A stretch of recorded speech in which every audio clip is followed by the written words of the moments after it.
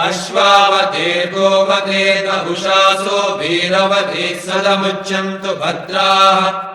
घृतम् दुहाना विश्वतः प्रपेना यूयम् पात स्वस्तिभिः सदा नः यो माग्ने भागिनगुम् सन्तमता भागम् चिकीर्षति अभागमग्ने तम् कुरु मामग्ने भागिनम् कुरु रात्रि व्यक्यदायते पुरुत्रा देव्या अक्षभिः विश्वा अधिश्रियोधिता पूर्वप्रामर्त्या निवतो देव्यो उद्वताः ज्योतिषा बाधते तमाः निरुस्वसारमस्कृतोषसम् देव्या यते अपेदोहासते तमाः सा नो अद्य यस्या वयम् निधेयामन्न विक्ष्महि वृक्षेण वा सतिम् वयाः निग्रामासो अविक्षत निपद्वन्तो निपक्षिणाः निश्येनासश्चिदर्थिनाः यावया भृत्या अमृकम् यवयस्तेन मूर्म्ये अथानः सुतरा भवा उपामापेपेशत्तमः कृष्णम् यत्तमस्थिता उषा ऋणे वा यातया उपातेगा इवाकारम् वृणेष्वदोहितर्दिवः रात्रिस्तो मन्न जिज्ञुषे यो ब्रह्मा ब्रह्मणमुज्जहारः प्राणैः शिरकृत्तिवासाः पिनाकी ईशानो देवः स नायुर्ददातु तस्मै जुहोमि हविषाघृतेन बिभ्राजमानः शरीरस्य मध्याद्रोचमानो धर्मरुचिर्य आगात् समृत्युपाशानपनुद्य घोरानिहायुषेणो घृतमत्तु देवः ब्रह्मज्योतिर्ब्रह्मपत्नीषु गर्भम् यमादधात् पुरुरूपम् जयन्तम् सुवर्णरम् भग्रामर्कमर्चम् तमायुषे वर्धयामो घृतेन श्रियम् लक्ष्मीमौबलामम्बिकाम् गाम् षष्ठीम् च यामिन्द्रसेनेत्युदाहुः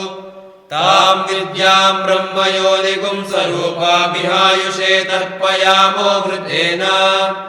दाक्षायण्यः सर्वयोन्यश्च योन्यः सहस्रशो विश्वरूपा विरूपा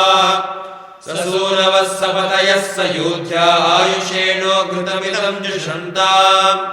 दिव्यागणा बहुरूपाः पुराणा आयुश्चितो न प्रमत्तन्तु वीरान् तेभ्यो जुहोमि बहुधा घृतेन मानः प्रजागुम्रेरिषो मोत वीरान् एकः पुरस्ताद्यैदम् बभूव यतो बभूव भुवनस्य गोपाः यमप्येति भुवनगुंसाम् पराये स नो हविर्घृतमिहायुषे एत्तु देवः वसून् रुद्रानादित्यान् मरुतोदसाद्यान् नृगोऽन्यक्षान् गन्धर्वागश्च पितृगश्च विश्वान् भृगून् सर्पागश्चाङ्गिरसोत सर्वान् कृतकम् कृत्वा स्वायुष्यामहयाम शश्वत विष्णो त्वम् नो अन्तमः शर्म यच्च सहन्त्या प्रतेधारा मधुश्च्युतवुत्सम् दुह्रते अक्षितम् हिरण्यगर्भः समवर्तताग्रे भूतस्य जातः पतिरेकः आसीत् सदाधार पृथिवीम् द्यामुदे माम् तस्मै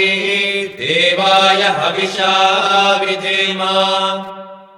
य आत्मदा बलदा यस्य विश्व उपासते प्रशिशम् यस्य देवाः यस्य छायामृतम् यस्य मृत्युः कस्मै देवाय हविषा विधेम यः प्राणतो निमिषतो महित्वैक इद्राजा जगतो बभूव यईशे अस्य द्विपदश्चतुष्पदः कस्मै देवाय हविषा विधेम यस्येमे हिमवन्तो महित्वा यस्य समुद्रम् रसया सहाहुः यस्येमाः प्रदिशो यस्य बाहू कस्मै देवाय हविषा विधेम ये नद्यो रुद्रा पृथिवी च दृह्ला येन स्वस्तभितम् येन नाकः यो अन्तरिक्षे रजसो विमानः कस्मै देवाय हविषा विधेम यम् क्रन्दसि अवसादस्तभाने अभ्यैक्षे ताम् मनसारे जमाने यत्रादिसूर उदितो विभाति कस्मै देवाय हविषा विधेम आपो हयद्बृहतिर्विश्वमायन् गर्भम् दधाना जनयन्तिरग्निम् ततो देवानाम् समावर्तता सुरेखः कस्मै देवाय हविषा विधेम यश्चिदापो महिना पर्यपश्यद्दक्षम् दधाना जनयन्तिर्यज्ञम् यो देवेश्वरि देव एक आसीत् कस्मै देवाय हविषा विधेम पारोहिंसीच्च निधाय पृथिव्यायो वादिवम् सत्यधर्मा जजाना यश्चापश्चन्द्रा बृहतिर्जजान कस्मै देवाय हविषा विधेम प्रजापतेन त्वदेतान्यन्यो विश्वा जातानि परिता बभूव यत्कामास्ते जुहुमस्तन्नो वस्तु वयम् स्यामपतयोरयीणाम् ऋषभम् मा समानानाम् सपत्नानाम् विशासहिम् हन्तारम् शत्रूणाम् कृतिविराजम् गोपातिम् गवाम् अहमस्मि सपत्नहेन्द्र इवारिष्टो अक्षातः अधः सपत्ना मे पदोरिमे सर्वे अभिष्टिताः अत्रैव गोपेन ह्याम्युभे आत्मी निमज्जया वाचस्पते निषेध्येमान्यधामदधारम् वदान अभिभूरहमागामम् विश्वकर्मेण धाम्ना आवश्चित्तमावो व्रतमावोऽहम् समेतिम् ददे योगक्षेमम् वा आदायाहम् भूयासमुत्तमावो मूर्धानामक्रमे अधस्पदान्ममुत्त्वादत मण्डूका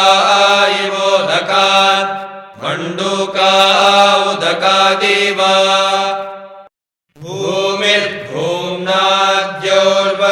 भूमिर्भूम्नाद्योर्वरिणान्तरिक्षम् महित्वा उपस्थेते देव्यदिते अग्निमन्नादमन्नाद्यायादधे आयङ्गौ कृष्णिरक्रमेदसनन्मातरम् पुनः पितरम् च प्रयन्सुवः ऋगुम् श्रद्धामविराजति वाक्पतङ्गाय शिश्रिये प्रत्यस्य वहद्युभिः अस्य प्राणादपानत्यन्तश्चरति रोचना यज्ञन्महिषः सुवः यत्त्वा क्रुद्धः परोपमन्युनायतवर्त्या सुकल्पमग्ने तत्तव पुनस्वोद्दीपयामसि यत्ते मन्युपरोक्तस्य पृथिवीमनुदध्वसे आदित्या विश्वे तद्देवावसवश्च समाभरन् मनोज्योतिर्जुषतामाज्यम् विच्छिन्नम् यज्ञगुम् समिमम् ददातु बृहस्पतिर्तनुतामिमं नो विश्वे देवा इहमादयन्ताम् धनुर्धरायै विद्महे सर्वसिद्ध्यै च धीमहि तन्नो धरा प्रचोदयात्।